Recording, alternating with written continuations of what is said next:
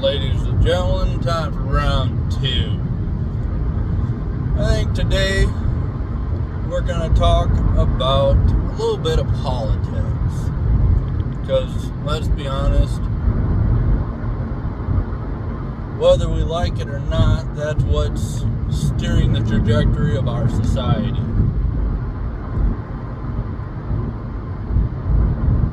And I wouldn't call myself a Republican or a Democrat. I believe in the words of our founding father, one of our founding fathers, George Washington. Do not fall into the game of political parties, for divided we fall, united we stand. We have allowed the current regime of politicians and media sources to divide us. With us being divided, we won't ever be able to retain the freedoms that were originally intended for everybody when the founding fathers wrote our documents. And yes, I do believe in the Constitution. I do not believe it's an inherently racist document. At no point in the document does it say anything about skin color. So, trying to tell me that it's an inherently racist document, that's just not going to fly with me. Were there inequalities at the start and for many years to follow? Yes, there were. But if you do some real digging into the history, they very heavily considered outlawing slavery at the beginning of our country. But due to the societal norms, it was nixed because they wouldn't be able to get enough people to agree to it.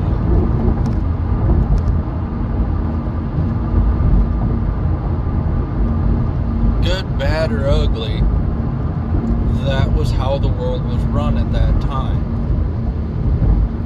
And even today, if you look at the numbers today, there are more slaves today than there ever were throughout history.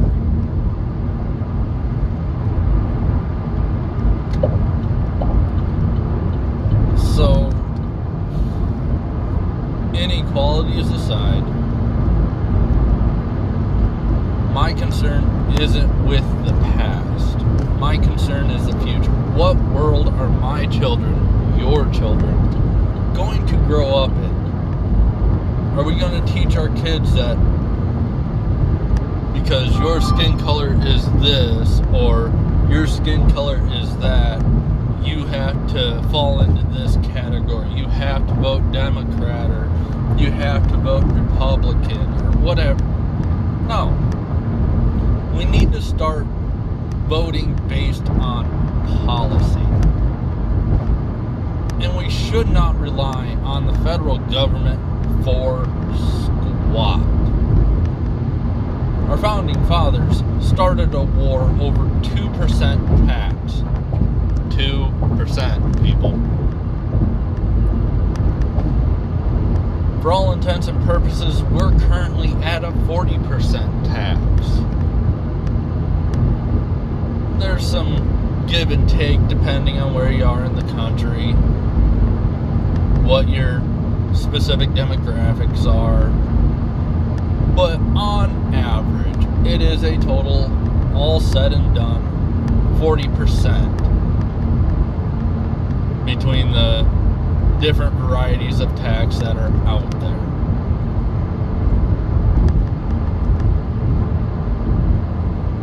And we've let that monster become the monster it is. Because we've let them say, well, we need this, so we're going to raise this. And we need that, so we're going to raise this. And it's turned around and it's bit us in the ass. And if we keep going the way we're going, voting in politicians that oh, we're going to give you this. We shouldn't want them to give us anything at all, ever again. Our government should be a mouthpiece for the people on the world stage and provide us with a protective umbrella, aka the U.S. military, and a federal investigative capability. And for all intents and purposes, that should be about it. The government should not need to take half of what we make to pay the bills. It's not. We don't need the government to provide us with everything. So we need to stop voting for politicians that are going to do that. We need to tell them to back off, and not as the black community, the Mexican community, the Asian community. No. As Americans, citizens of this country, skin color be damned, religion be damned. We need to come together, work together to move forward. Make the world that our kids can grow up and be truly proud to be members of. Not because our government gives us a bunch of free crap, because at the end of the day it's not free, we all pay for it.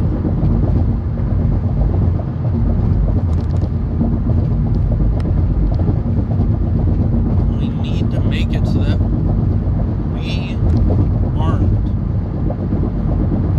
getting screwed by the government no more. And the only way we're gonna do that is to come together.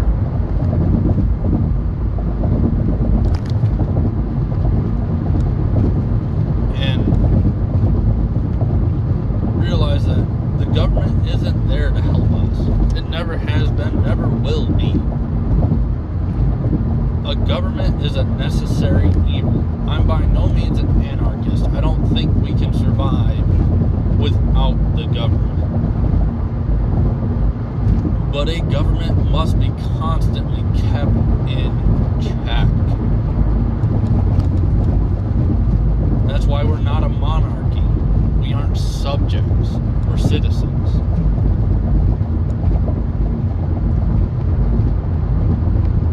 In theory, we have the power, and we entrust it to those we vote in.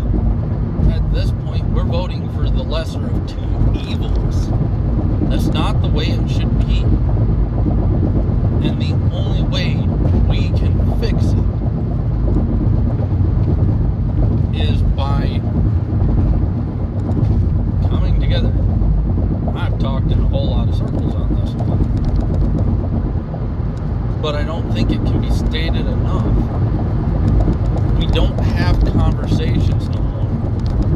We don't always have to agree. And the truth is, for all my married folk out there, you love your spouse.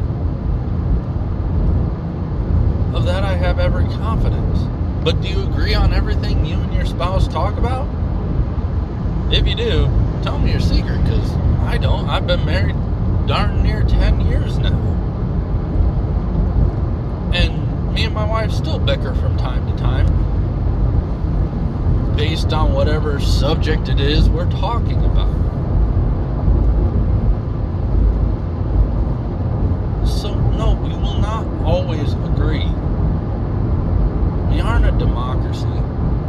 Because in a democracy, it is ruled by the majority, period. If the majority says you lose this, you lose it. that simple. We're a republic. We are governed by laws. We use a democratic system to determine what those laws are.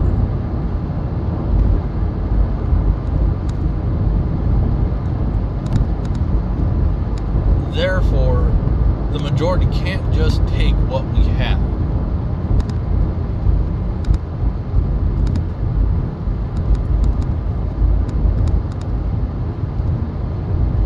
So I guess my final thought for today is, if you disagree with somebody, make it a point to talk to that somebody. Not just have a shout match. No, have a civil conversation with that person and ensure that they challenge your ideas. And if you can't defend your ideas, maybe reevaluate your stance. Try to take emotion out of it and look at it from a very realistic third-party perspective.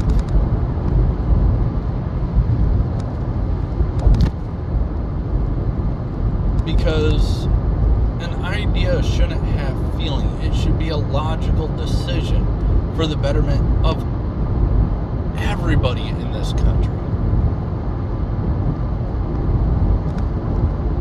If there's been a wrong done, figure out the responsible party and deal with the responsible party directly.